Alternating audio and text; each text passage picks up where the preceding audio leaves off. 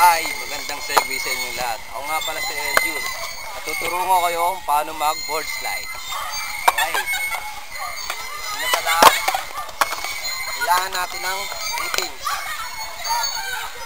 Sunod, kailangan natin ng isang matinding solidong 180 and ollie bago magawa ang board slide. Sunod dito.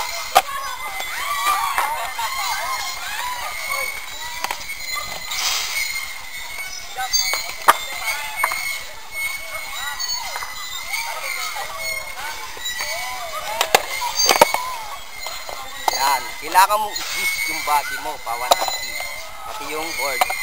Siyempre kailangan mo ng pitik para makapag-ollie, and then twist para board side, then out. Tulad nito. Yan. Yan. And yan, out.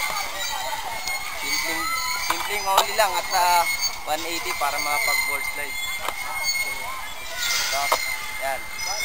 Hanggang susunod naman, naka-segue. Salamat.